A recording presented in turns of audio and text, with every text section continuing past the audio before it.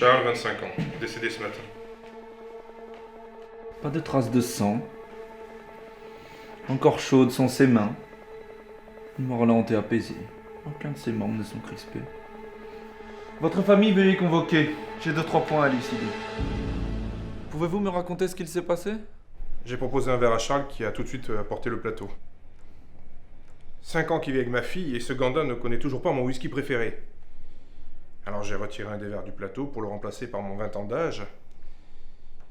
Et quand je suis revenu, je l'ai vu tomber, raide mort. Une histoire avec bien des méandres. Jane, que pouvez-vous m'apprendre sur votre gendre? Mon mari détestait Charles. Il trouvait qu'il profitait de notre fille adoptive. C'était un jeune homme si charmant.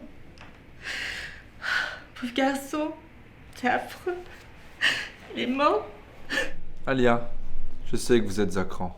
Quelle était la relation entre vos parents? Maman lui en a toujours voulu d'avoir signé seule les papiers de mon adoption. Mais quel est le rapport? Il est mort!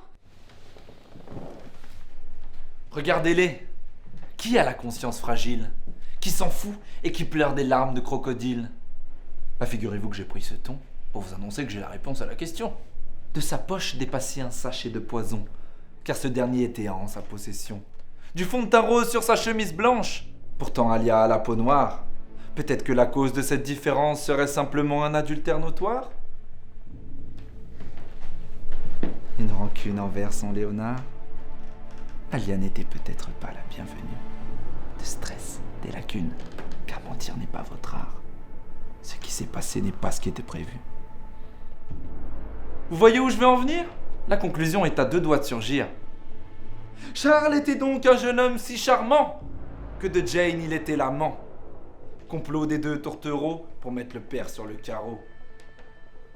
Sauf que du poison dans les mains d'un genou n'est pas bon quand on sait qu'il nous regarde de là-haut.